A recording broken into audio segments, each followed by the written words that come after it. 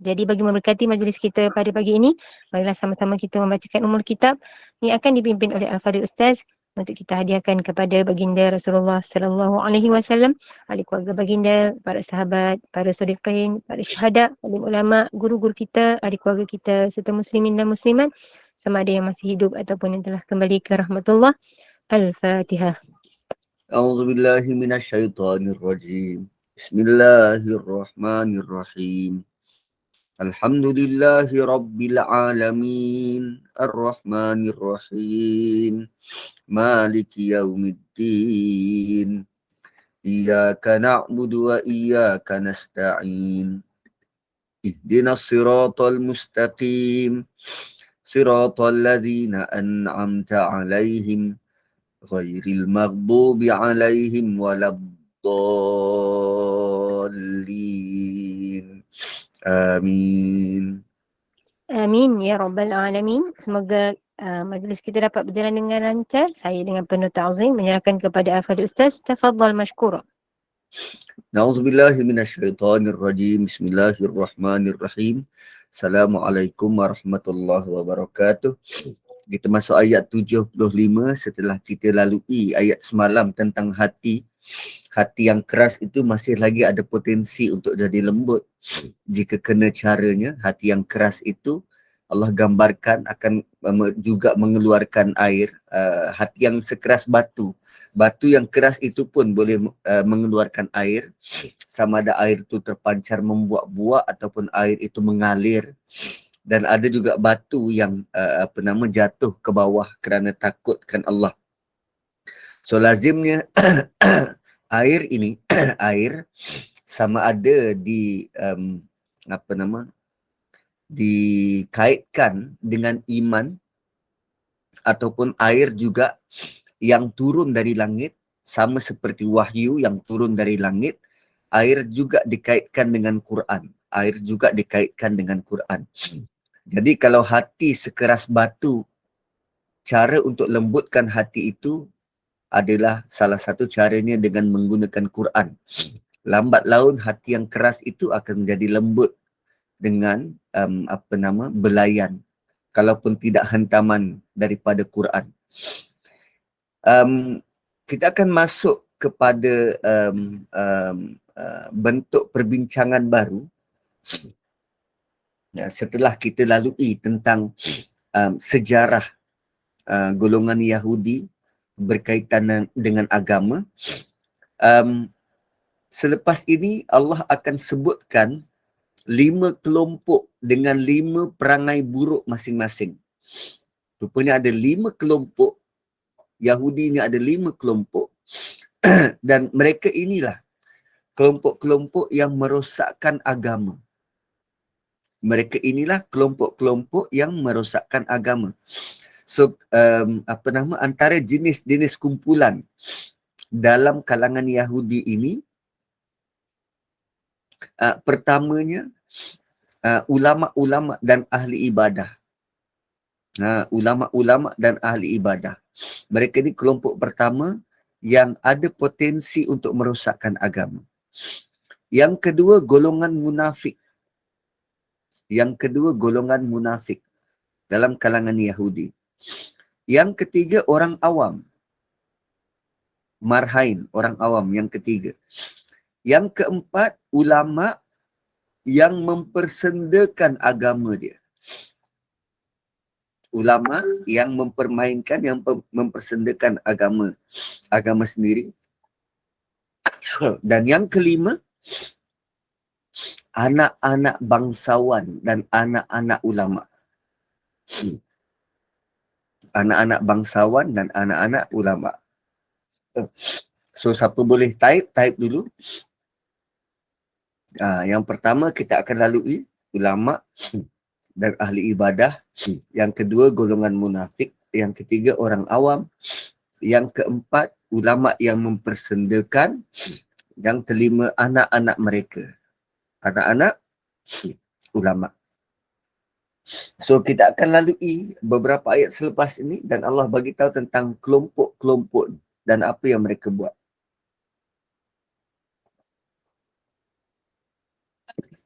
So, Untuk ayat 75, Allah Subhanahu wa taala berfirman, afatatma'una an yu'minu lakum wa qad kana fariqum minhum yasma'una kalam Allah summa yuharrifunahu min ba'di ma aqaluhu wa hum ya'lamun. So ayat 75 ini adalah tentang ulama-ulama mereka, ahli ibadah dan ulama mereka. Allah mulakan dengan afatatma'un. Apakah kamu menaruh harapan besar? So perkataan ini ditujukan kepada sahabat Nabi. Allah sedang bercakap dengan mereka. Allah sedang bercakap dengan Nabi, dengan sahabat Nabi. Dan Allah kata, apakah kamu berharap mereka bakal menjadi sahabat rapat kamu dan memperjuangkan Islam seperti kamu? Jangan harap. Atau afatatma'un. Allah cakap dengan para sahabat ni. Kamu ingat diorang nak join kamu? Kamu ingat diorang nak join kamu, atau kamu ingat diorang nak betul-betul jadi sahabat kamu? Jangan harap. Afatatma'un. Afatatma'un, kata asar dia daripada perkataan toma'a. Toma'a. Toma'a ni kita panggil, bahasa kita tamak. Tamak. Nak sangat.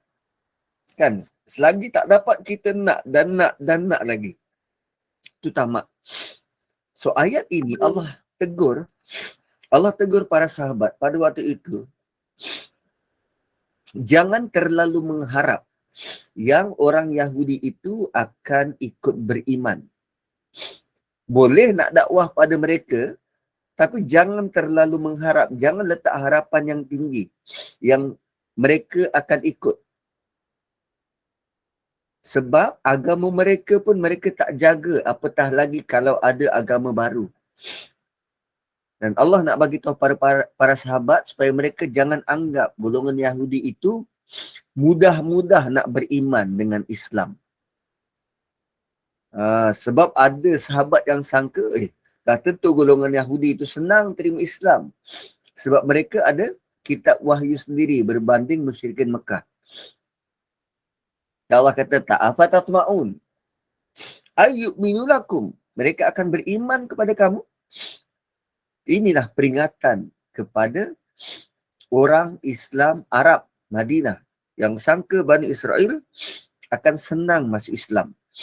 Sebab mereka sangka Bani Israel itu dah ada kitab, well, mudahlah. Dah ada pengalaman terhadap agama terdahulu. Allah kata tak semudah itu. Ayat ini Allah nak bagi reality check kepada para sahabat. Apa kedudukan sebenar?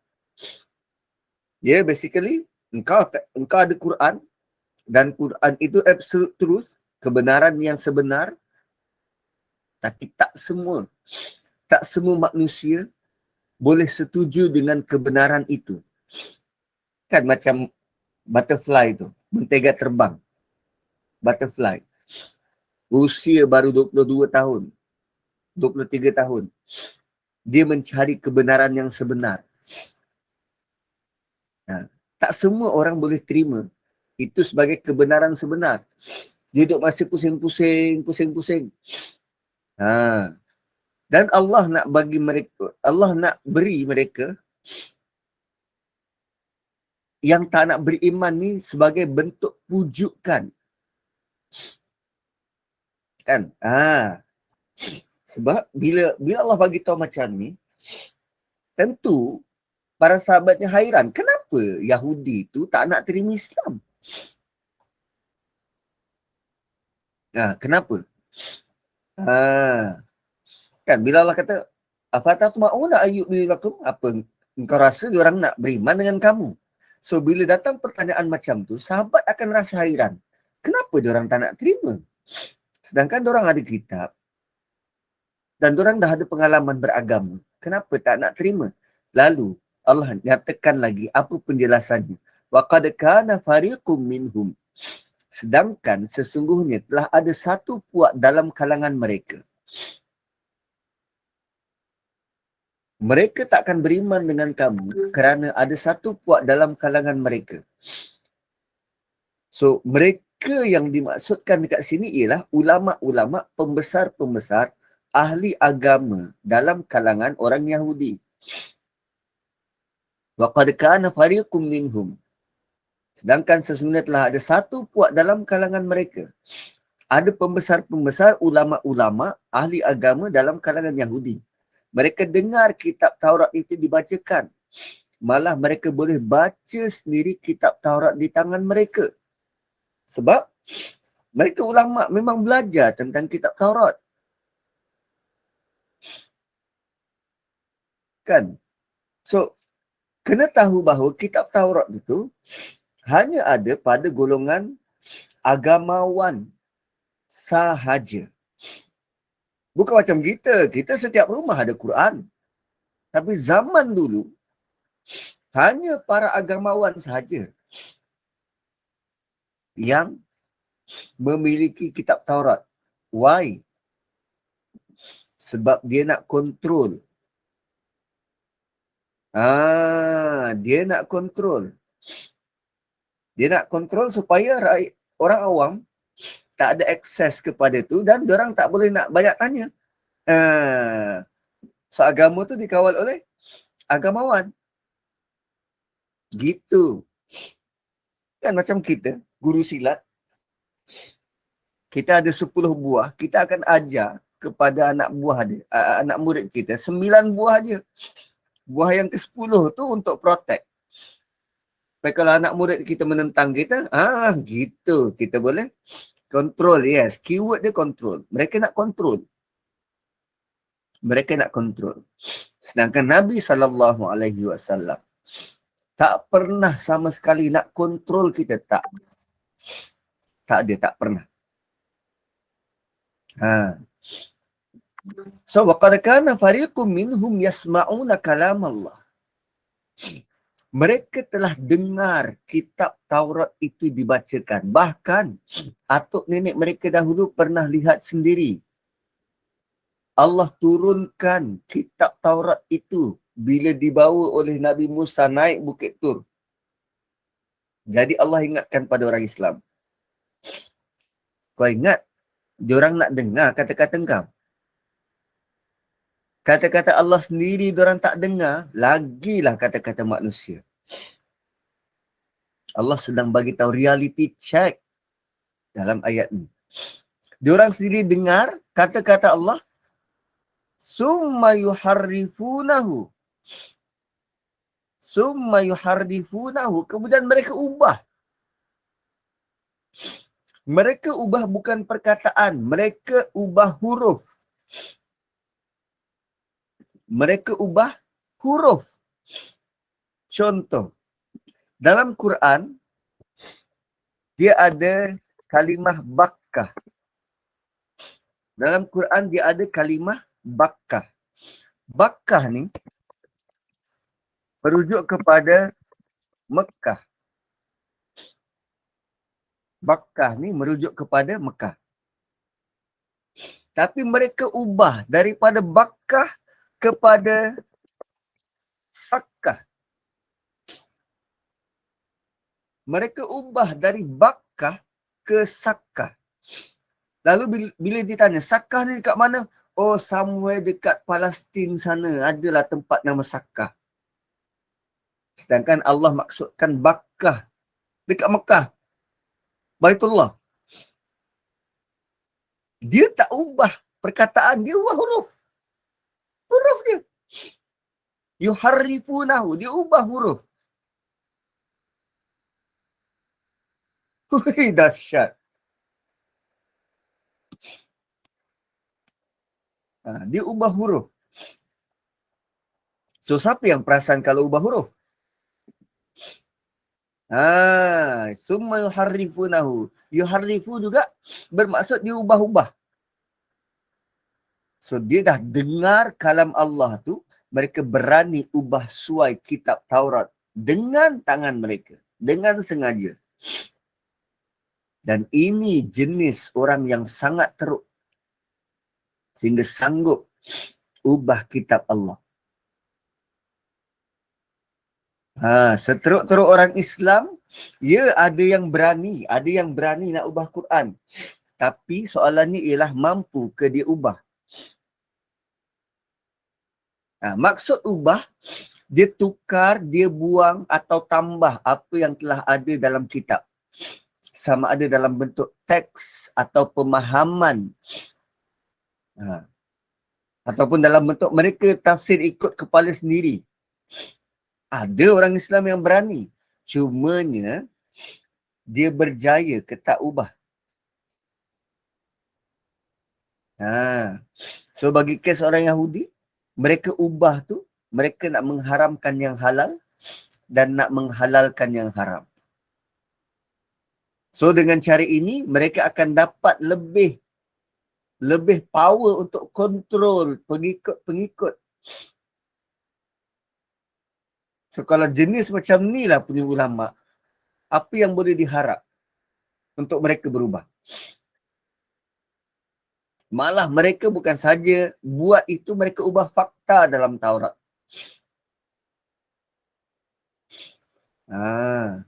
Sehingga mereka ubah karakter Rasulullah sallallahu alaihi wasallam. Apa yang diubah? Dia kata tajam pandangan matanya, perawakannya tinggi, lampai, rambutnya keriting, tampan rupanya. Itu asal. Karakter asal. Diganti menjadi tinggi perawakannya, dua matanya berwarna hijau dan lurus rambutnya. Diubah, tentang Nabi diubah dalam Taurat. Dalam Taurat.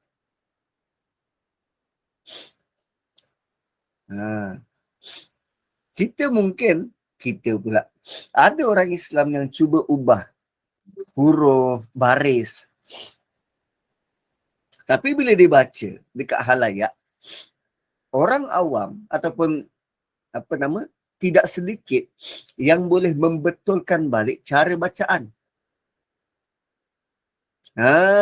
Tidak sedikit yang boleh betulkan balik cara bacaan. Katalah kita ni Jawa tok-tok. Baca surah Zalzalah. Kan lidah orang-orang dulu dibaca ijajul jilatil ardu jiljalah. Dia tukar daripada zai kepada jim. Ijajul jilatil ardu jiljalah. Tapi kita tahu bacaan sebenar.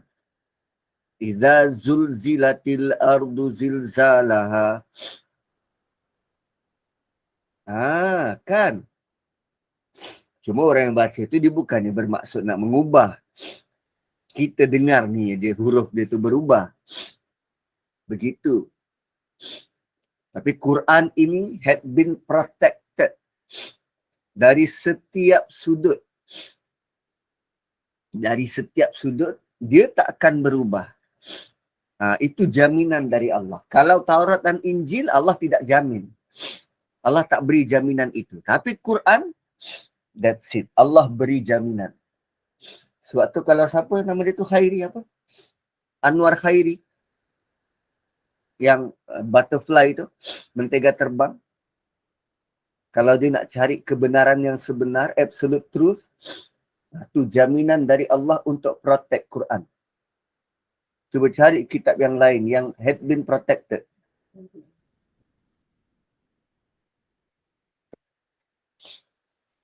Kalau dia nak datang dialog lah.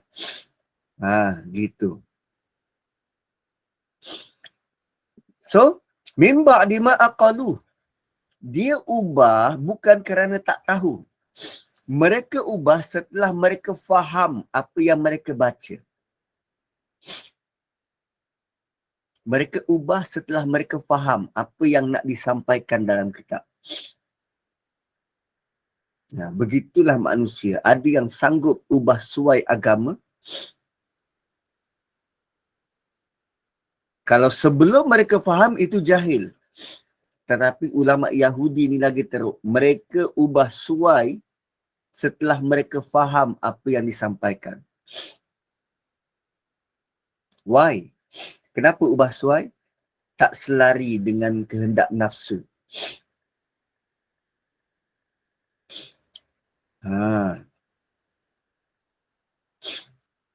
dia tak sama dengan apa yang dia nak.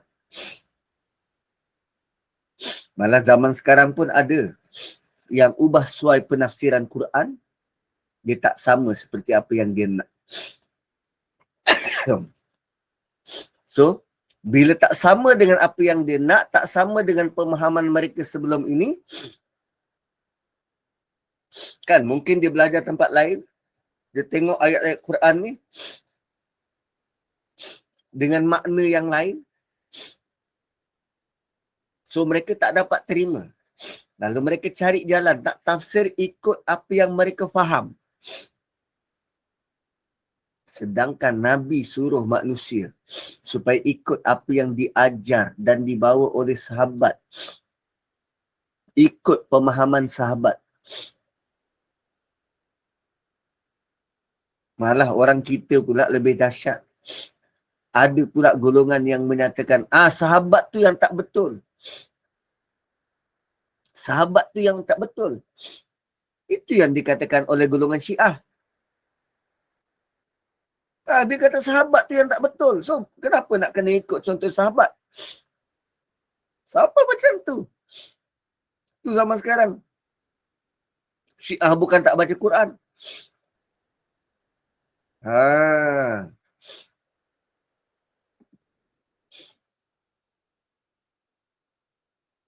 Kan, contohnya dalam Quran, jelas melarang tawassul dengan para wali, para nabi, malaikat.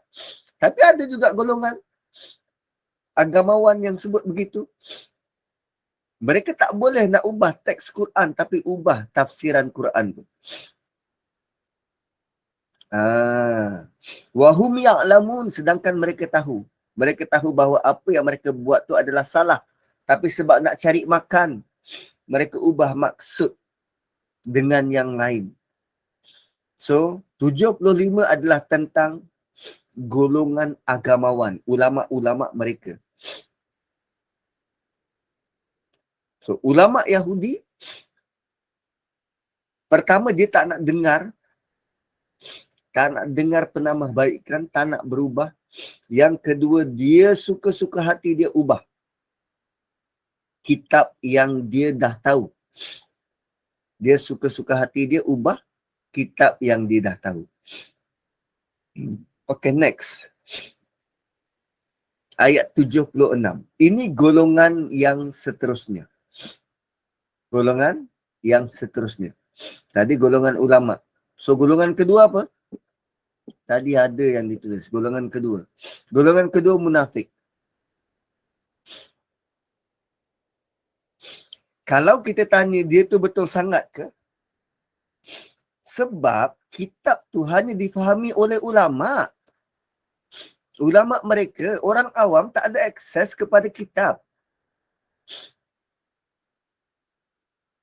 Gitu. So, betul ke salah? Orang awam tak tahu. Orang awam tak tahu standard betul atau salah. So, macam mana orang awam boleh kata, betul ke engkau? Ulama dia boleh tanya balik, engkau apa engkau bersumber? Gitu.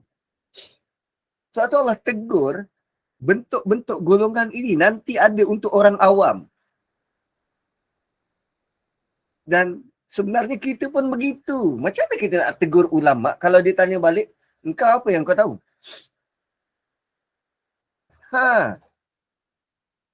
So, Allah sedang bagi tahu tentang kelompok-kelompok ini supaya bila kita baca dan kita tahu, okey, setiap zaman orang-orang yang alim, ulama, pembesar ini, dia tak terlepas daripada ujian berat ni. Dia tahu dan pengetahuan dia tu boleh diguna pakai oleh syaitan untuk memesongkan intention, kehendak hati. Nak kekalkan jawatan, nak tetap berada di situ, nak dipandang dia lah boleh kontrol the mass masyarakat. Bukankah disebut agama sebagai candu? Agama sebagai candu. Kenapa? Masyarakat, orang awam akan ikut je. Contoh kalau JAKIM tak cepat bertindak ni, masyarakat akan ikut je. Ikut je JAKIM. JAKIM buat apa? Kalau dipanggil penulis tu, penerbit filem tu, so masyarakat lagi akan ikut. Kalau JAKIM tak buat apa-apa, then okay. Kami tak buat apa-apa lah. Gitu. So golongan kedua adalah golongan munafik. Wa idza laqul ladzina amanu qalu amanna. Bila dikatakan pada mereka, bila mereka bertemu dengan orang beriman, wa idza laqul ladzina amanu. Bila mereka bertemu, laqiya, laku, bertemu. So yang dimaksudkan adalah golongan Yahudi yang munafik. Oh, ingat orang Islam dia munafik, Yahudi pun ada yang munafik. So mereka orang-orang bawah selain daripada ulama, orang-orang marhain ada yang berurusan dengan para sahabat. Perniaga misal kata, ahli-ahli perniagaan. Mereka bertemu, berkomunikasi dengan sahabat. Sebab level ulama, dia tak mingle around dengan sahabat Nabi, tak.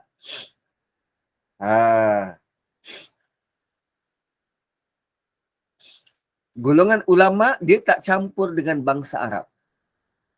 Sebab dia ada grudge pada bangsa Arab. So, bila orang-orang awam ni berjumpa dengan para sahabat, dia kata apa? Qalu amanna, kami beriman. Mereka kata mereka beriman bila jumpa dengan sahabat. Sebab diorang berjumpa dengan orang beriman. So, diorang cerita apa yang telah disebut dalam Quran. Kan? Dia cerita apa yang disebut dalam Quran, ada dalam kitab dia. So, dia pun beriman. Ini merujuk kepada orang-orang Yahudi yang peluk Islam sebab ada kepentingan dan kemudian jadi munafik. So, dia mengiyakan je. Apa yang ceritakan, dia iyakan je. Dan mereka kata, kami pun beriman sama macam disebut dalam Quran. Kemudian, wa idza khala ba'duhum ila ba'. Bila dia kembali ke dalam grup dia. Bila setengah mereka berjumpa dengan setengah yang lain. Bila mereka berjumpa semula dengan ketua-ketua agama mereka, agamawan mereka. Qalu atuhaddithunahum. Maka ketua-ketua mereka, ulama-ulama mereka tanya pada orang awam, atuhaddithunahum. Patutkah kamu ceritakan kepada mereka? So, bila orang munafik ni jumpa dengan ulama mereka akan marah golongan ni. Sebab kadang-kadang mereka akan cerita perkara-perkara yang benar dalam Taurat.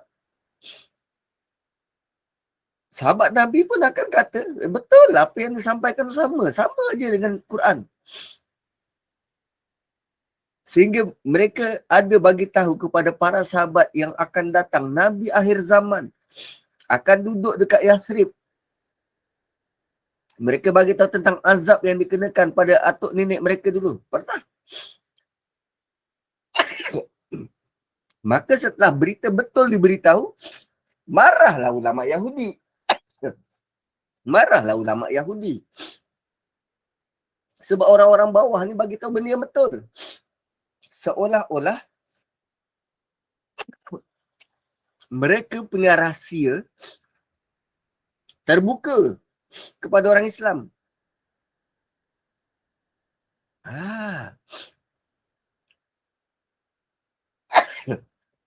So Ibn Abbas pernah kata, golongan Yahudi tu, mereka mengakui kerasulan Nabi. Tapi mereka tambah, baginda hanya diutuskan untuk kalian sahaja. Dia masih lagi ada rasa nak eksklusif. Eksklusif. Dan orang munafik, golongan Yahudi ni, dia sebenarnya jadi mangsa. Jadi mangsa kepada ulama dia. ulama dia yang menjadi tali barut mempengaruhi orang-orang awam. Orang awam bila dia tahu tentang kitab, dia share lah pada sahabat. Dia cerita betul lah, ada betul begini dan begini. Tapi bila balik semula dalam komuniti dia, dia dimarah oleh ulama, di brainwash. Di brainwash. Atuhadithunahum bima fatahallahu alaikum. Kenapa engkau cerita apa yang Allah buka, apa yang Allah beri pada kita? Kalau engkau cerita, benda tu liyuhajjukum bihi inda rabbikum. Nanti Tuhan akan soal tentang tanggungjawabmu.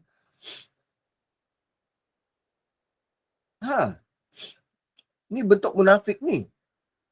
Dengan apa yang telah diterangkan oleh Allah kepada kamu. Bagi tahu tentang apa yang ada dalam Taurat. Liyuhajjukum bihi inda rabbikum. Yang nanti mereka akan gunakannya sebagai hujah mengalahkan kamu depan Tuhan.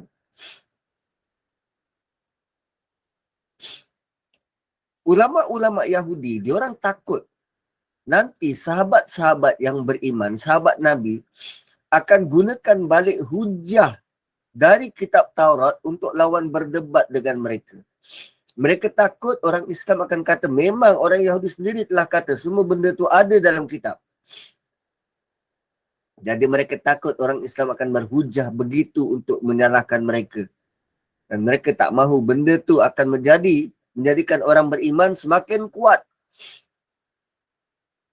Golongan ulama mereka pun takut yang hujah ini nanti akan makan diri, akan digunakan di hadapan Allah. Diorang takut nanti orang-orang Islam akan kata, ya Allah, memang orang Yahudi ni dah tahu tentang Islam kerana dia sendiri beritahu saya ini dan ini dalam kitab. Dan ini kerana mereka nak guna hujah. Kami tak kenal Muhammad. Kalau kami kenal, tentu kami beriman. Dia nak guna hujah tu. Tapi para sahabat akan jadi saksi. Mereka bukan tak kenal. Mereka memang kenal. Kerana mereka sendiri yang cakap pada kami. Afala ta'qilun. Kamu tak fikir ke? So, golongan kedua adalah ulama-ulama yang munafik. Menyalahkan orang awam yang tahu tentang agama. Maknanya munafik. Yes, mereka munafik. Mereka tahu kebenaran, tapi mereka sembunyikan.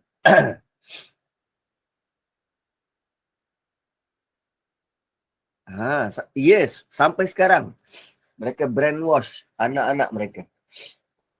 Tak nak. Punya kuat permusuhan.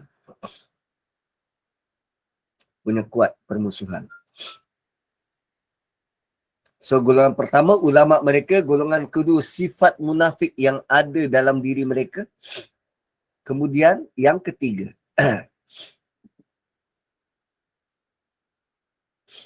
Awala ya'lamuna anna Allah ya'lamu ma yusirruna wa ma yu'linun.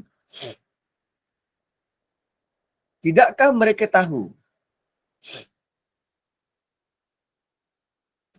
Tidakkah mereka tahu? Awala ya'lamun. Ayat ini nak menunjukkan betapa low classnya cara berfikir ulama Yahudi. Menunjukkan kebodohan ulama Yahudi. Dia sepatutnya ada ayat tambahan yang sepatutnya ada dalam ayat ni. Dia patutkah ulama-ulama Yahudi itu beri arahan demikian pada orang bawahan mereka? Kan apa arahannya? Arahan melarang pengikut mereka bocorkan rahsia kebenaran Islam. Tidakkah mereka tahu annallaha ya'lamu ma yusirrun? Punya bodoh mereka ni, mereka larang orang-orang bawah supaya berkawan dengan orang Islam, takut rahsia terbocor. Diorang tak tahu ke Allah tahu apa yang mereka rahsiakan? Cuba tengok how full it is. Berapa bodohnya mereka. Mereka suruh orang bawah mereka sorokkan maklumat. Takkan mereka tak tahu yang Allah tahu dan Allah reveal dalam Quran? Sebenarnya mereka tahu. Tapi dalam masa yang sama, mereka mengharap Allah tak tahu apa yang mereka buat. Allah tegaskan dalam ayat ni, Allah tahu walaupun apa yang mereka cakap dalam hati mereka. Annallaha ya'lamu ma yusirruna wa ma yu'linun. Punya bodoh.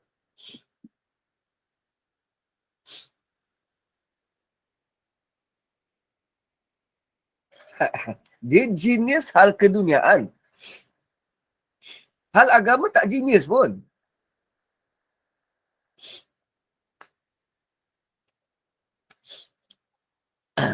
Ayat 77, tuan-puan. Ini kita tulis tampal dekat ofis-ofis besar kerajaan. Tampal dekat orang-orang yang nak ambil rasuah. Diorang tak tahu ke Allah tahu? Tampal dekat orang yang nak menipu. Engkau tak tahu ke Allah tahu apa yang kau buat? Annallaha ya'lamu ma yusirruna wa ma yu'linun. Allah tahu apa yang kau rahsiakan dan apa yang engkau zahirkan.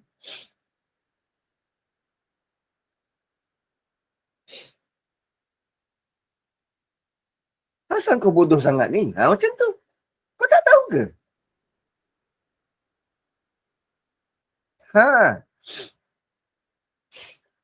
So ayat ni terpakai untuk Yahudi, terpakai untuk kita. Kita tak tahu ke yang Allah tu melihat? Tak sorok-sorok. Kan semalam orang rumah saya tanya, ada ke orang bagi rasuah terang-terang depan-depan? Selalu orang bagi rasuah macam mana? Sembunyi-sembunyi kan? Kenapa sembunyi-sembunyi? Kau tak tahu ke yang Allah tengok? Kau tak tahu ke yang Allah tahu? Bodoh sangat kau ni. Macam Allah tak nampak. Serah bawah meja tu macam lah Allah tak nampak. Jumpa kat taman. Bumi tengok. Alam tengok, meja tu jadi saksi. Kau tak tahu ke? Malaikat catat. Walai alamun. Asal kau bodoh sangat? Macam tu.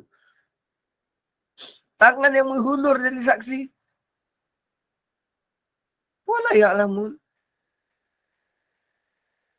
Ui. So 77, ayat 77 highlight. Highlight boleh ditulis untuk kita. Kita tak katalah orang lain bodoh sebab dah memang bodoh. Orang bodoh dia takkan faham. Kita ni, kita yang nak elak daripada kebodohan bertubi-tubi, tulis dan kita letak untuk peringatan pada diri. Awala ya'lamuna anna Allah ya'lamu ma yusirruna wa ma yu'linun. Dia tak tahu ke Allah tahu.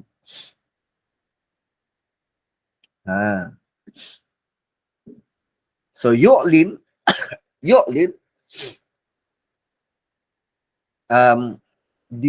dinyatakan. Ada pendapat ulama tafsir yang sebut begini. Mereka tahu Allah tahu, tapi mereka buat juga. Why? Alasan mereka alasannya ialah mereka sudah diselubungi oleh sifat ghafil, lalai yang disebut sebelum ni. Mereka tahu dengan akal, tapi hati tidak. Allah pernah gambarkan mereka ini, ulama-ulama Yahudi ni macam keldai yang mampu bawa kitab yang banyak dekat belakang tapi tak faham apa yang ada dalam kitab tu.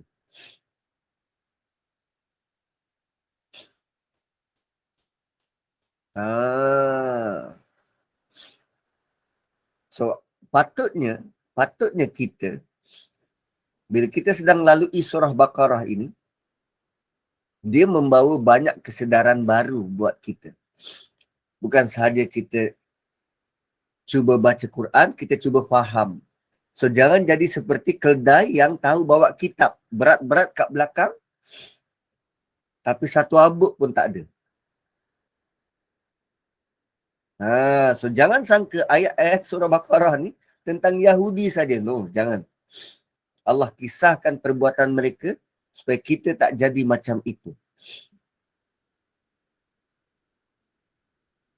Kan ada orang Islam yang takut nak cerita tentang semua ayat Quran.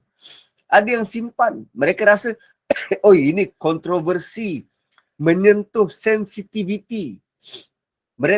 Mereka takut kalau orang ramai pandang serong.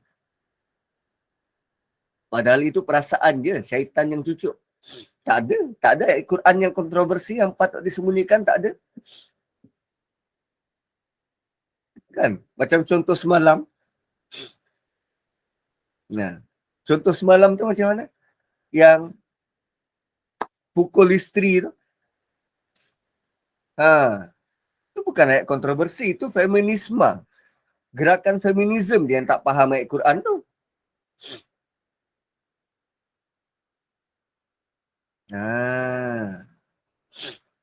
So awala ya'lamuna anna Allah ya'lamu ma yusirruna wa ma yu'linun.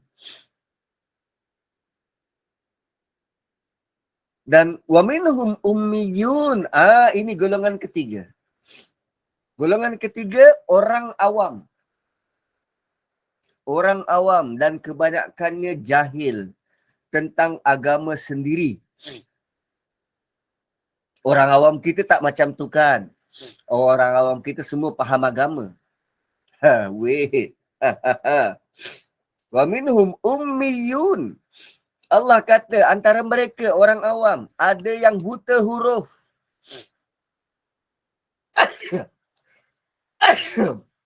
Buta huruf. Alhamdulillah. Minta maaf.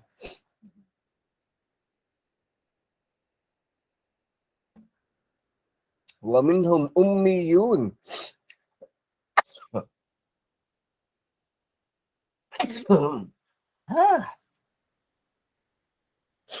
Macam itulah pagi-pagi.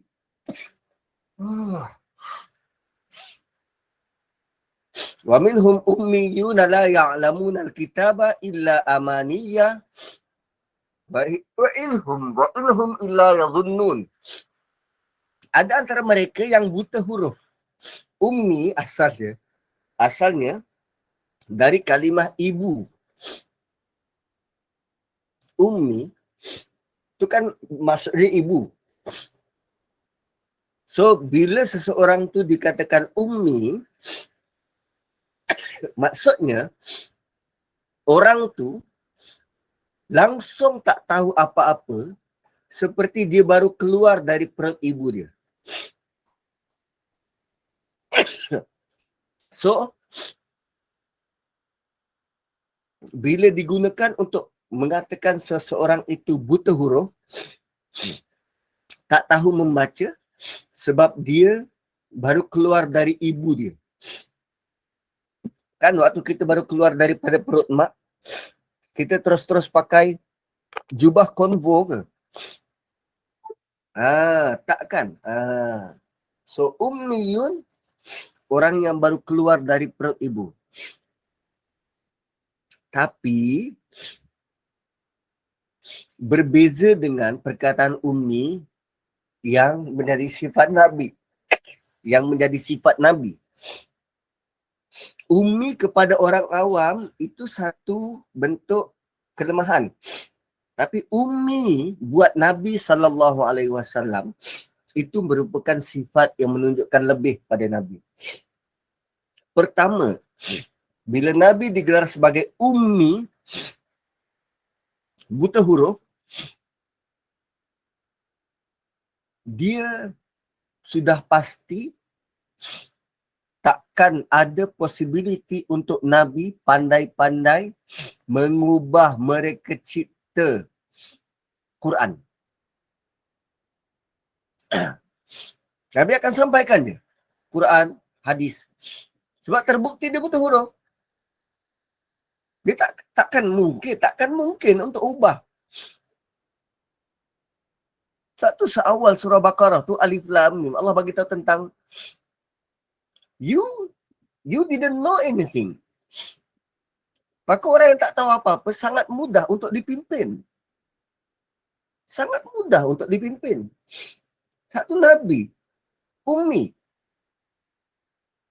sangat mudah untuk dipandu. Itu yang pertama, alasan pertama. Alasan kedua, dia sebut ummi, Nabi itu ummi dengan maksud ibu. Mana manusia yang kalau dia kalau dia ada problem, dia cari siapa? Dia akan cari emak. Dia akan cari emak. Ibu ni jadi tumpuan. Ibu ni jadi tumpuan. So, bila Nabi digelar sebagai ummi, dialah menjadi tumpuan, sumber ketenangan kepada umat ni. Kan, dia punya warm tu, dia punya layanan, dia punya kasih sayang tu macam seorang ibu. Ummi. Tapi kalau untuk orang awam, dia adalah sifat yang yang rendah, butuh huruf. Tapi bagi Nabi tak. Dia kelebihan buat Nabi. Untuk memastikan Quran itu benar-benar autentik dari Allah Subhanahu wa taala. So dalam ini wa minhum ummiyun, ada antara mereka yang langsung buta huruf. Buta huruf bukan tak tahu membaca menulis, buta huruf terhadap kitab Taurat. Mereka langsung tak tahu apa-apa tentang isi kandungan Quran. Mereka langsung tak tahu apa-apa tentang isi kandungan kitab mereka, Taurat. Samalah macam orang-orang kita yang langsung tak tahu apa isi kandungan Quran. Tapi bila bercakap berdegar-degar, oh kembalilah pada Quran, akan ada panduan. Panduan lengkap dalam hidup. Tapi cuba tanya, apa panduannya? Cuba bagi tahu. Cuba sebut tentang surat Nahl, sebut tentang surah Hujurat, apa panduannya? Mereka dalam buta huruf, tak nak belajar. Cuma bezanya, kita dengan mereka bukan tak nak belajar. Yang orang awam ni bukan tak nak belajar. Mereka tak ada akses ke situ. Sebab dikontrol oleh ulama. Berbanding orang kita bukan tak ada akses. Kita tak nak belajar. Nak sebut tu segan. Maknanya kita lagi teruk. Yes. Kita ada akses tapi kita tak belajar. Bukan kita lah, orang lain lah. Kita cuba dan sedang cuba nak belajar. So ummiyun juga digunakan kepada sahabat Nabi. Tapi para sahabat cuma tak tahu menulis dan membaca. Cuma usaha mereka belajar agama dan faham Quran. Maksud ayat ni kepada puak-puak Yahudi dan kepada mereka yang ada akses kepada Quran, yang langsung tak nak belajar dan tak tahu isi kandungan kitab mereka sendiri. La ya'lamunal kitab, mereka tidak tahu tentang kitab. Dalam buta huruf, tidak tahu tentang kitab, tak tahu isi kitab tu. So bila tak tahu, macam mana dia nak ambil pengajaran dari kitab Taurat? Sebab tu mereka sangat senang ditipu oleh ulama-ulama mereka.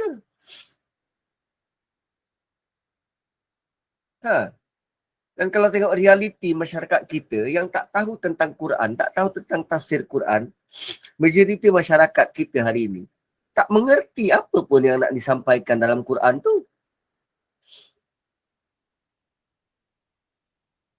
Mereka sangka mereka dah Muslim. sebab dah solat, puasa, tutup aurat, baca Quran. Tapi sebenarnya mereka tak faham agama pun, tak faham tentang Quran pun. Sebab tu bila dia komen dekat media sosial, dia punya komen tu alang-alang sangat. Alang-alang sangat.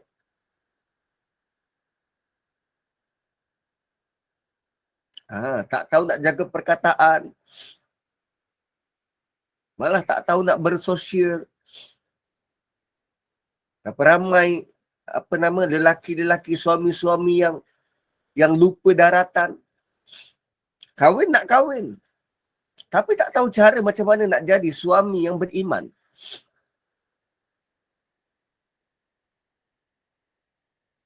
Kahwin tak kahwin tapi tak tahu cara nak jadi isteri yang beriman. Tak tahu apa panduan Quran terhadap perkahwinan.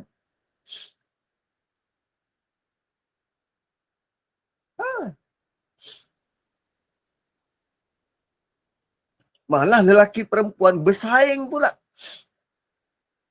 Apa yang lelaki boleh buat, perempuan pun nak buat sama. Apa yang perempuan boleh buat, lelaki pun nak bersaing sama. Sedangkan fisiologinya, fizikalnya Allah cipta berbeza. Lepas tu gaduh tak berpenghujung. Yang seorang kata, ada ustaz kata kerja rumah ni bukan kerja perempuan. Ini ihsan daripada perempuan je. Suamilah yang kena kerja dekat rumah tu. Dan kalau suami kena kerja buat kerja rumah, kan? Kalau suami kena buat kerja rumah, dengan dia buat kerja dekat luar, buat lagi kerja kat rumah, isteri kerjanya apa?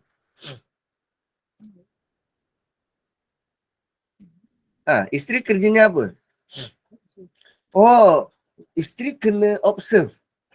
Dia kena tengok je. Dia kena tengok layan suami. Siapa masuk layan suami?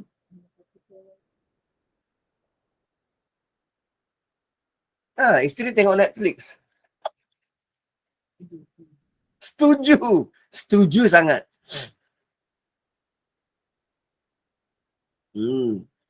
Satu bila tak ada panduan Quran, maka kita akan menyangka-nyangka. Okey, buat macam ni kot. Atau buat macam ni kot.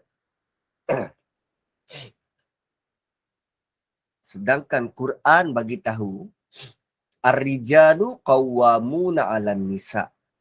Lelaki qawwam. Qawwam ni bukan hanya pemimpin. Qawwam ni dia melindungi, provider kepada wanita. Ar-rijalu qawwamuna 'alan nisa. Lelaki dia perlu jadi tiang, provide, dia pimpin, dia lindung, dia jaga kepada an-nisa, perempuan. Bima faddalallahu ba'dahum 'ala ba'd. Kerana ada lebih, lelaki ada lebih, perempuan pun ada lebih. Dan kelebihan tu tak sama. Kelebihan tu tak sama. Lelaki lebihnya pada dia kuat, keras, kasar. Perempuan lebihnya pada lembut. Pada penyayangnya. Lelaki tegas, perempuan penyayang. Ya faddalallah ba'dahum 'ala ba'd wa bima anfaqu min amwalihim. Lelaki tu lebih kerana dia qawam dan dia beri nafkah. Bima anfaqu min amwalihim. Kerana dia bagi nafkah daripada harta.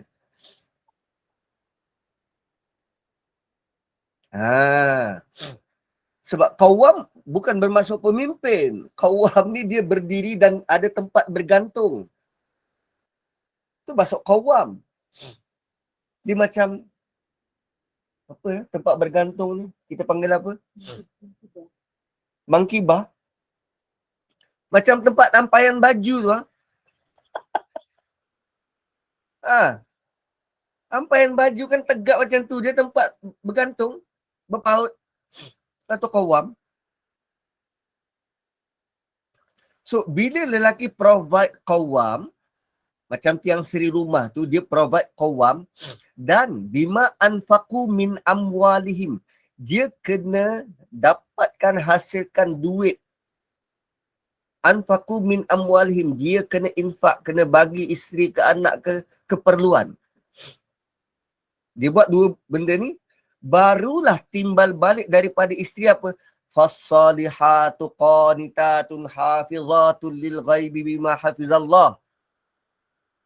Barulah lemah lembut, ayu, sopan santun, jaga diri, buat kerja rumah. Barulah perempuan perlu buat tu. Ini kalau lelaki pun tak boleh diharap jadi imam. Jadi imam pun gagap. Nak jadi imam, dia boleh suruh isteri dia. Ayang je lah jadi imam. Ayang kan habis Quran. Ayang je lah. Ayang kan ni pernah masuk tilawah Quran. Abang mana belajar tajwid ni semua.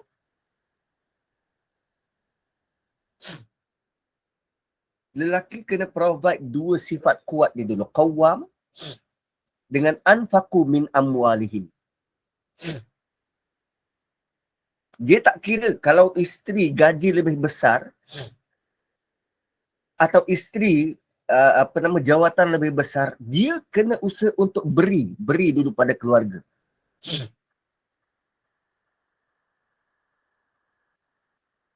So maksudnya kehidupan rumah tangga ini dia ada timbal balik.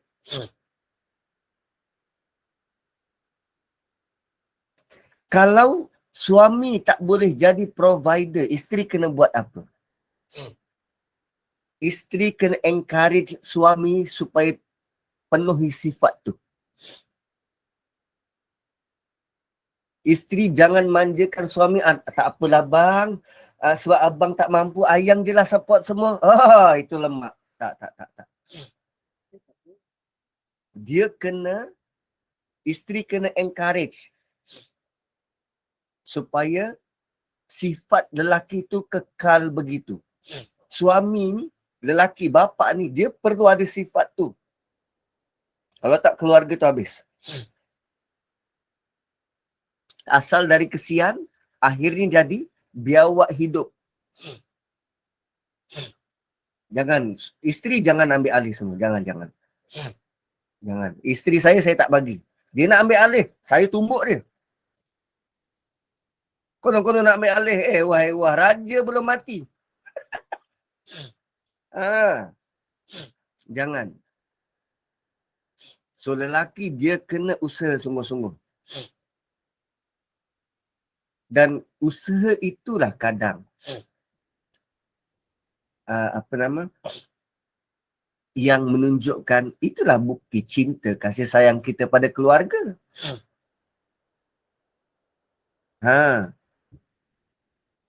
Dan kalau netizen gaduh, suamilah yang kena buat kerja rumah. Kan? Suamilah kena buat kerja rumah. So, dia dah lah buat kerja kat luar rumah, dia pula kena buat kerja dalam rumah. Wah. Habis isteri buat apa? Ngangkang. Kan? Itulah kena timbal balik. Tapi yang penting pastikan suami tu, dia ada qawwam dan bima anfaqu min amwalihim. Dia kena kerah. Ikut dia punya kepandaian. Ikut kekuatan dia. Begitu. Tapi kalau rakyat kebanyakan, wa minhum ummiyun la ya'lamunal kitab, mereka ummi, tak tahu apa tentang kitab. Illa amaniyah. Amaniyah ni angan-angan. Wa inhum illa yadhunnun. Dan mereka mengamalkan agama ikut sangka-sangka. Dan 78, insya-Allah kita akan sambung esok malam. tentang perangai orang awam. Perangai orang awam. So kita jangan jadi seperti mana orang awam Yahudi yang tak faham tentang kitab, lalu kita mengamalkan beragama dengan cara yang kita rasa macam ni kot. Tak. Kita beragama seperti mana yang Allah nak kita beragama.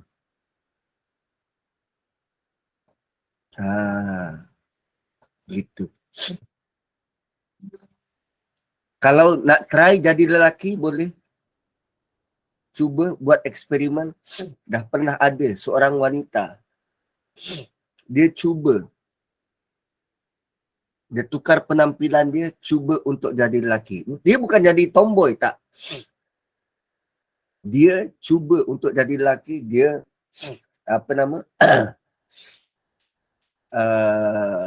dia tukar penampilan, hidup cara lelaki, nak dilayan macam lelaki.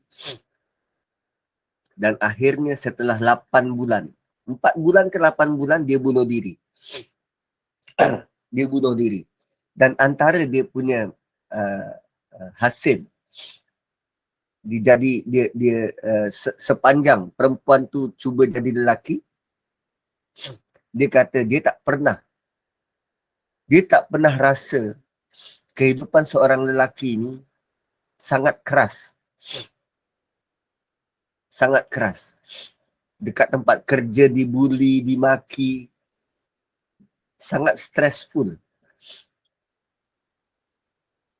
Mana nak cari duit. Kan cuti sekolah, nak bawa anak ke mana-mana. So kalau tak nak stressful, saya serahkan pada isteri saya je. Dia yang fikir nak bawa ke mana. So dia decide, kita bayar je. Dia mati, bunuh diri. Dia tak tahan melihat kehidupan lelaki. Satu kadang lelaki dia banyak diam sebab dekat tempat kerja dia dah habis dah perkataan dia sebut tu. Balik rumah dia diam masih.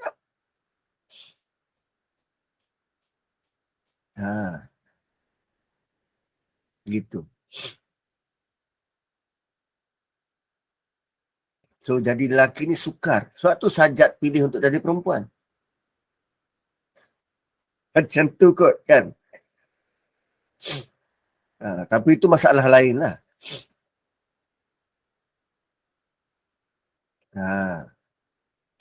So terima kasih kerana bersama pada pagi ini. Kita akan sambung esok malam pada ayat yang ke-77 78. Kita nak kupas lagi sikit tentang orang-orang awam. Orang-orang awam. Sebab Allah gelar sebagai ummi, buta huruf. Langsung buta huruf. So nak membasmi buta Quran. Kita nak membasmi buta Quran. Barakallahu li wa lakum. Assalamualaikum warahmatullahi wabarakatuh. Kembali kepada moderator. Waalaikumsalam warahmatullahi wabarakatuh. Ustaz, nak buka soalan ke Ustaz nak cepat? Boleh.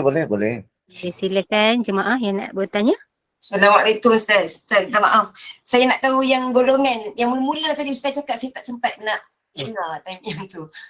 Ulama Yahudi, munafik, orang awam. 3 ni juga. Ulama, kemudian golongan munafik. Sama ada ulama yang munafik ataupun orang awam yang munafik. Kemudian golongan ketiga, orang awam. Golongan orang awam. Yang keempat, ulama-ulama yang mempersendakan agama sendiri. Yes, ulama-ulama yang mempersendakan agama. Yang dia buat main-main agama ni. Dan yang kelima, anak-anak kepada orang besar. Anak ulama, anak orang besar. Tu 5 golongan. Okey, baik. Terima kasih. Dan kita pun akan hadapi masalah yang sama. Ya, tadi bila Ustaz kata mereka mengubah huruf, mengubah ayat tu Ustaz kan. Macam tak tahulah, saya terdip sikit lah bab tu. Macam kita sekarang yang saya nampak lah diri saya. daripada kejahilan dulu lah, waktu jahil tu lah especially-nya. Memanglah tak termasuk dalam golongan yang mengubah huruf. Tapi saya tak patuh menutup auratnya masa dulu. Lepas tu macam memang tak attach dengan Al-Quran secara dekat macam ni. Rasa macam lebih teruk daripada mereka yang mengubah huruf, Ustaz. Ya Allah, na'udzubillah min zalik, takutnya, serius saya takut, sedih kot. Ya Allah, hai. Dia macam ni, kita tak patuh kerana kita tak tahu tu satu hal.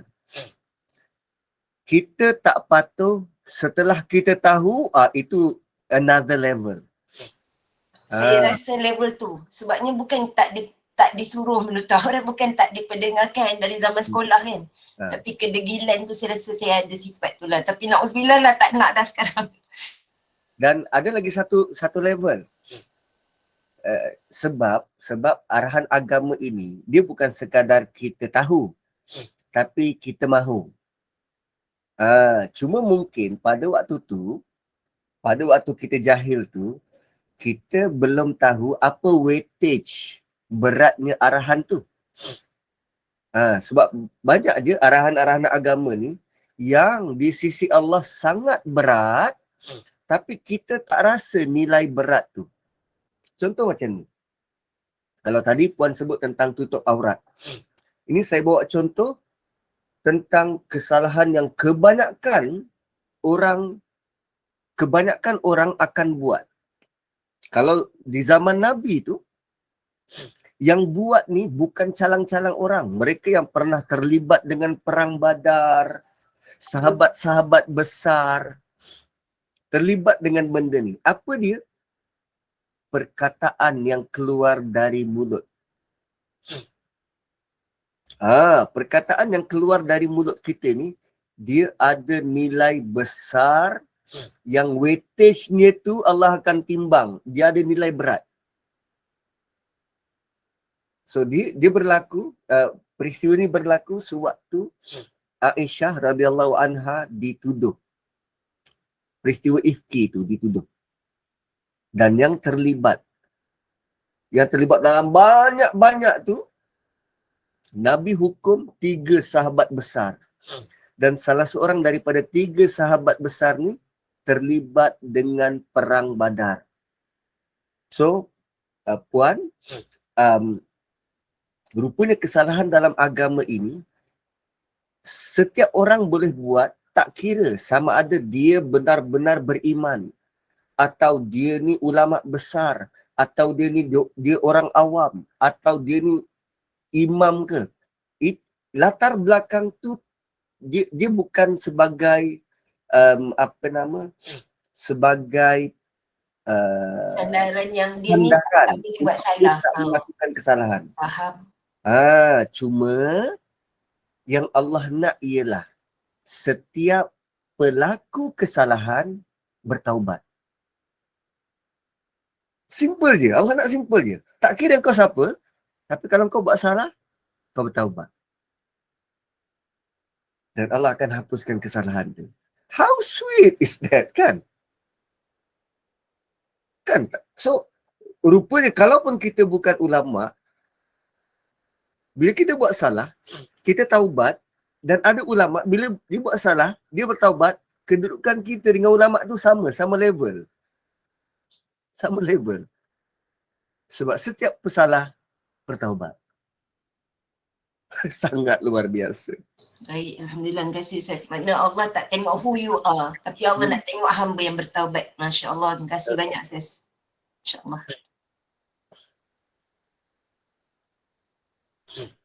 Ada lagi soalan ke? Persilakan. Ustaz, ada soalan dekat chat. Kekanda Intan tanya ni. Macam mana nak lahirkan ulama macam Syekh Uthman yang boleh debate dengan orang pelbagai agama? Okey, berdebat ni dia ada kemahiran khusus. Tak semua orang boleh lah, tak semua orang boleh. Dan lagi satu, berdebat ni dia bukan sekadar dia ada ilmu, tapi berapa cepat dia untuk datangkan jawapan balas yang bernas. Saya tak boleh buat macam tu. Saya tak boleh buat macam tu. Dan lagi satu, berdebat, dia kena satu jawapan balas yang bernas, dan lagi satu, jawapan dia tu berautoriti. Berautoriti. So, katalah dalam Malaysia ni, setiap negeri dia ada pihak berautoriti tertinggi dalam agama, iaitu Jabatan Mufti yang keluarkan fatwa-fatwa. Tapi tak semua mufti ada kemahiran berdebat ni. Berdebat ni dia hati kering. Dia hati kering, tak mudah terpengaruh dengan provokasi pihak lawan. Sebab tu debater, pendebat-pendebat ni, dia akan jarang-jarang ada yang hebat seperti Ahmad Didat, Zakir Naik, dan sekarang muncul Brother Usman ni, Ustaz Usman. Dia tak semua orang macam tu. Dan katalah kenapa tak suruh Ustaz Nazri je debat dengan orang tu? Kalau saya debat dengan orang tu, mungkin ilmu takkan keluar, tapi saya keluar maki je. Memaki je. Sebab dia punya kecepatan, kepintaran dia tu perlu selari. Dulu saya pernah ada kawan waktu belajar dekat UK Malaysia, UKM. Konon-konon nak tempat berprestij kan, belajar dekat UK. UK mana? UK Malaysia, UKM. So dia ni, usia dia dah tua. Gap antara kita orang punya usia, sebab dia masuk lambat. Kita orang waktu tu baru 20-an macam tu, 25, dia dah umur 40. So jarak umur 20 tahun. Dan kita orang banyak belajar daripada dia ni lah. So dia kata, kalau kau nak bercakap, kalau kau nak berdebat, kau kena pastikan yang kau punya berfikir, kau fikir lebih laju daripada mulut. Sebab kalau kau punya mulut lagi laju daripada kau fikir, kau akan keluarkan benda yang orang tak faham. Macam mana tu? Pastikan apa yang kita fikir lebih laju daripada mulut. Orang berdebat kan mulut laju. So, cara dia berfikir tu lebih laju dari apa yang keluar dari mulut.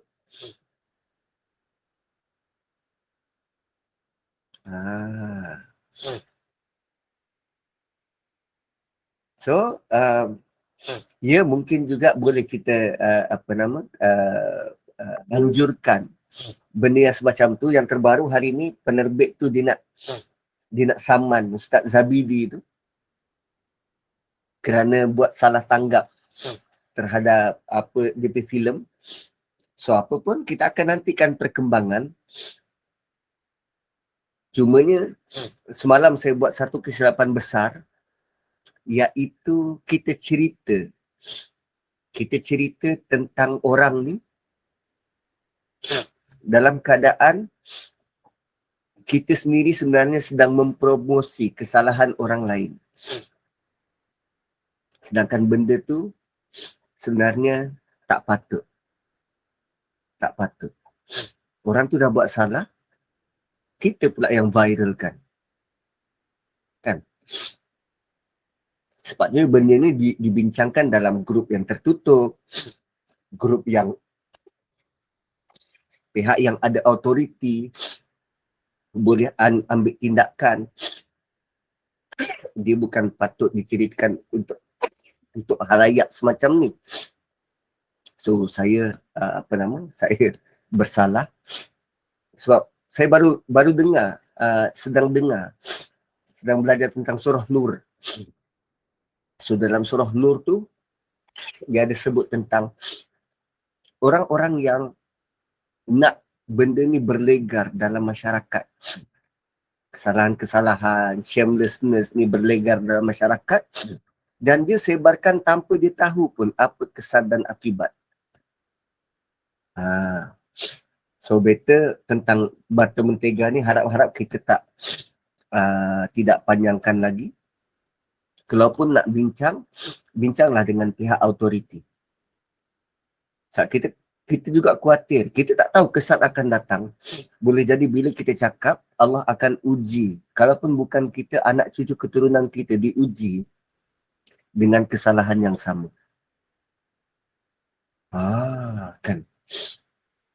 So, jom kita sama-sama bertaubat pada Allah dan moga Allah tak uji kita dengan ujian yang kita tak mampu nak hadap. Barakallahu li wa lakum. Kalau ada soalan lain, silakan. Kak Farhana nak tanya ke? Silakan Kak Farhana. Ustaz, tadi Ustaz ada cakap yang ulama Yahudi ada grudges dengan bangsa Arab. Adakah sebab Nabi Muhammad dipilih daripada bangsa Arab? Exactly. Sebelum Nabi diutuskan, Yahudi dengan Arab ni selalu berperang. Terutama Yahudi kat Madinah.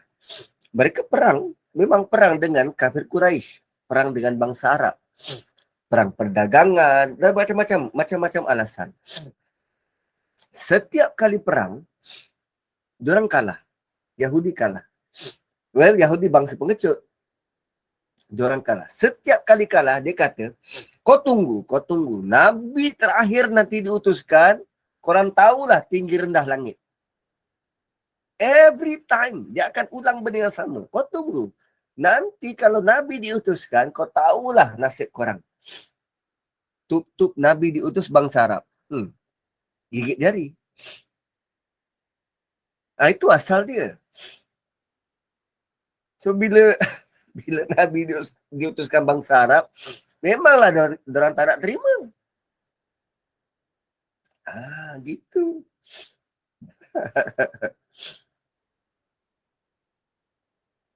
Patutnya kena terima yang betul lah kan. Nabi sampaikan tu semuanya yang betul kan. Patutnya kena agungkan yang benar tu lah. Bukannya bangsa. Okey, katalah Puan Farhana sudah belajar pada peringkat degree, kemudian master degree, kemudian jadi PhD, profesor. Profesor berkaitan dengan pendidikan awal kanak-kanak. Dan dapat PhD tu tahun 2000. Tak pun tahun 1990. Kemudian pada tahun 2020 saya dapat PhD atas tajuk yang sama, pendidikan awal kanak-kanak generasi Y atau generasi milenial. Mana lebih updated version? Dah tentu saya punya lebih update. Kan? Lebih terkini. Mampukah Profesor Farhana humble down to earth untuk belajar dari saya?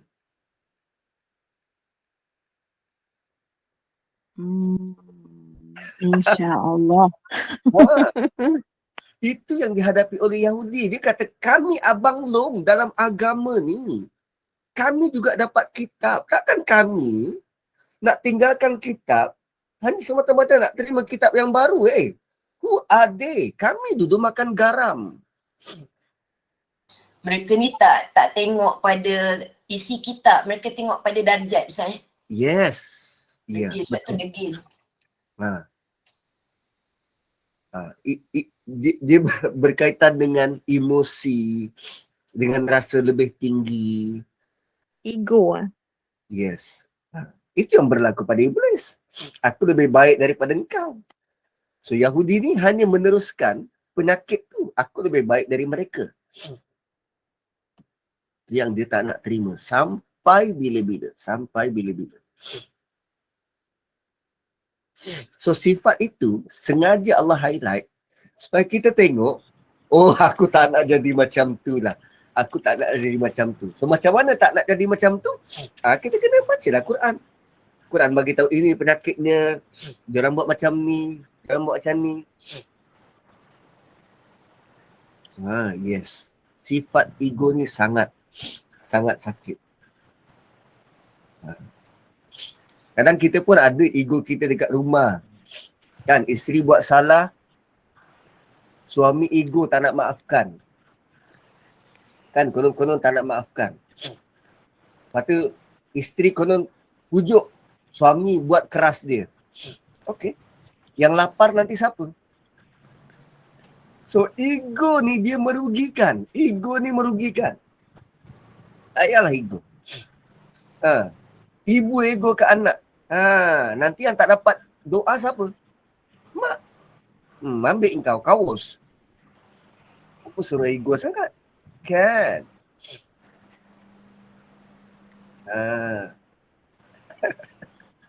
Lepas tu bila tua, yes. Bila tua anak tak balik nangis. Tahu nangis. Siapa suruh ego? Jangan. Ego ni merugikan. Merugikan. Wallahu a'lam. Okey, ada lagi soalan? Silakan, hangat betul. Hari ni makin panas. InsyaAllah. Kalau tak ada kita tutup. InsyaAllah. Okay, Ustaz. Alhamdulillah. Ya Allah. Barakallahu fikum. Jazakumullah khairan katsira Ustaz. Mudah-mudahan perkongsian hari ini dapat membuka minda kita. Semoga bertambah pengetahuan, kefahaman kita dan kita dapat mengambil ibrah daripada tadabbur hari ini. Masya Allah. Terima kasih kepada tim Kemenur Iman, sahabat-sahabat pencinta ilmu yang mengimarahkan kuliah kita istiqamah dengan majlis ilmu. Izinkan saya buat hibahan Ustaz.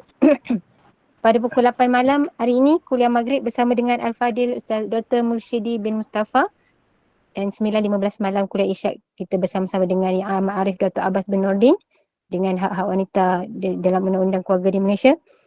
Dan sedikit hebaan berkenaan kepada jemaah yang dikasihi, Gemenur Iman telah melancarkan program Ihya Ramadan untuk tahun 2023 ini. Program selepas ini, insya-Allah kita akan adakan forum perdana ambang Ramadan pada 13 hari bulan 3, insya-Allah. Asatizah yang hebat, di antaranya Ustaz kita lah, insya-Allah. Ustaz Nazri, Ustaz Muhammad Nazri. Okey. Jadi dengan ini saya mewakili Gemenur Iman memohon maaf sekiranya ada sebarang kekurangan dan kesilapan. Yang baik itu datang daripada Allah, yang tidak baik dan kelemahan itu daripada saya sendiri. Kita tangguh kuliah kita sebagai menutup majlis. Mohon sekali lagi Al-Fadil Ustaz untuk membacakan tasbih kifarah dan suratul As. Saya sudahi dengan wabillahi taufiq wa hidayah. Wassalamualaikum warahmatullahi wabarakatuh. Subhanakallahumma bihamdik. Nashhadu an la ilaha illa anta wa nastaghfiruka wa natubu ilaik. Wal asri innal insana lafi khusr illa alladhina amanu wa amilus solihat wa tawasaw bil haqqi wa tawasaw bis sabr. Assalamualaikum warahmatullahi wabarakatuh. Esok giliran